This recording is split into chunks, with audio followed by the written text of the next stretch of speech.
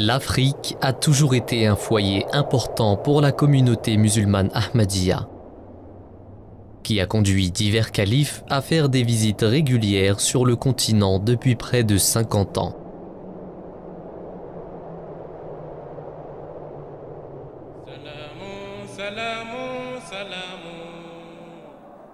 En avril 1970, le troisième calife devient le premier calife à visiter le continent.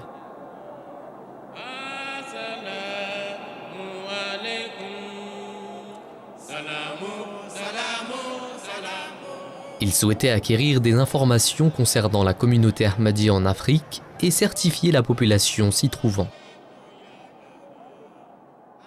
Ainsi, il continua le bon travail de son prédécesseur, le deuxième calife, sous qui le projet du Tahrik-e-Jadid a été fondé et qui a envoyé les premiers missionnaires en Afrique et grâce à qui la communauté Ahmadiyya est apparue dans ce continent. Au cours de sa tournée de 9 semaines en Afrique de l'Ouest, le troisième calife a visité le Nigeria, le Ghana, la Côte d'Ivoire, le Libéria, le Sierra Leone et la Gambie. Il a été témoin de beaucoup de choses durant cette tournée, notamment en voyant les conditions dans lesquelles les gens vivaient et à quoi ils étaient confrontés. Ainsi, en Gambie, il a été inspiré par le lancement du Nusrat Jahan Scheme, dont le but était de servir le continent africain en ouvrant des écoles, des hôpitaux et des cliniques.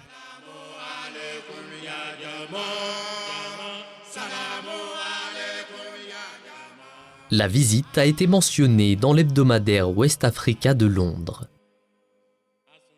qui a parlé de la visite du calife, de l'énergie de la communauté et de la couverture qu'elle a reçue.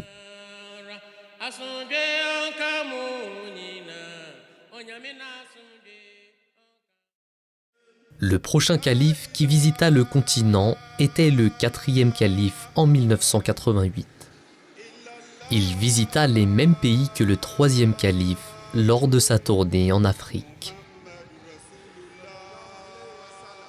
En raison de la croissance et de l'impact de la communauté Ahmadiyya en Afrique, cette fois-ci, c'est par le président du Ghana, le vice-président du Ghana, le président de la Sierra Leone et ainsi que par d'autres parlementaires, ministres et chefs que le calife sera reçu.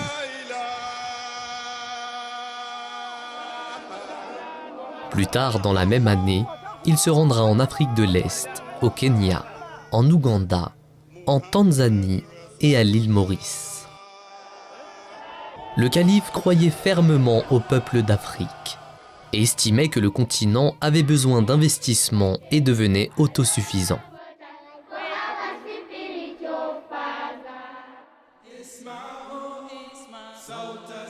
On pourrait dire que c'est à travers ces voyages que les graines ont été semées et que la création de l'association caritative Humanity First a vu le jour en 1994 par le quatrième calife.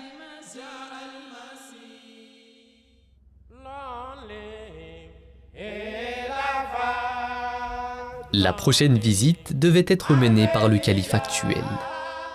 Mais sa relation avec l'Afrique avait commencé bien avant cela. Sous ce même projet Nusrat Jahan, fondé par le troisième calife en Gambie, le cinquième calife du Messie, qu'Allah renforce sa main, a été envoyé au Ghana, où il a travaillé en tant qu'enseignant pendant 8 ans.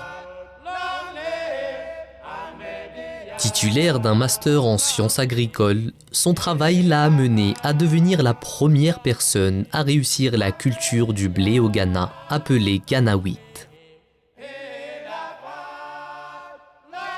Puis, étant élu calife en 2003, sa relation proche avec l'Afrique s'est poursuivie, ce qui l'a amené à faire sa première visite en l'espace d'une année en 2004. Au cours de ce voyage, il s'est rendu au Ghana, au Bénin, au Burkina Faso et au Nigeria.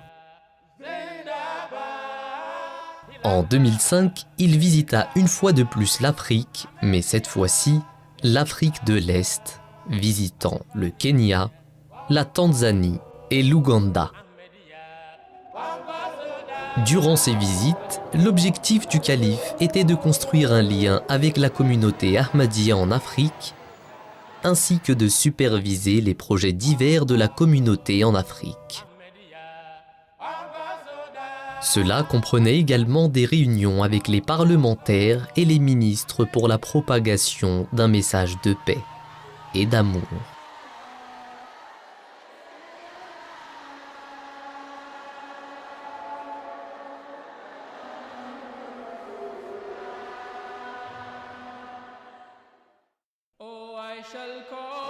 Il visita de nouveau le continent en 2008 à l'occasion de la visite du centenaire, où il s'est rendu au Nigeria, au Bénin et au Ghana. Le Ghana a commémoré le centenaire du califat en créant un timbre à la mémoire de sa réalisation de la première plante de blé. Tout cela fait de lui le calife ayant le plus visité l'Afrique dans l'histoire de la communauté Ahmadiyya. Et cela a conduit à divers progrès en Afrique, tels que la création de la MTA Africa, une chaîne diffusée sur tout le continent avec des studios à la pointe de la technologie au Ghana, à Maurice, en Tanzanie, au Burkina Faso et bientôt en Ouganda et en Gambie. Le 5e calife a également poursuivi le travail mis en place par ses prédécesseurs, le 3e et le 4e calife. Avec le projet Nusrat Jahan qui a ouvert à ce jour 684 écoles et 36 hôpitaux et organisations caritatives comme Humanity First, ayant des programmes couvrant l'eau, la nature, l'éducation, la santé et l'énergie en Afrique, affectant directement des millions de vies.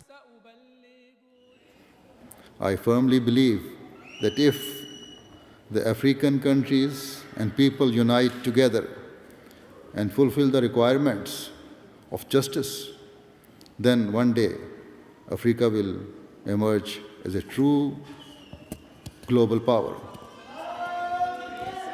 Il est donc clair que chaque visite du calife sur le continent africain a eu un impact qui a pu être ressenti non seulement en Afrique, mais également au-delà.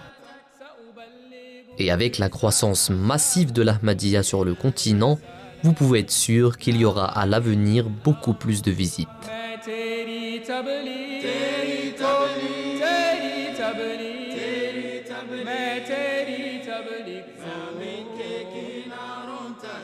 पहुंचाऊंगा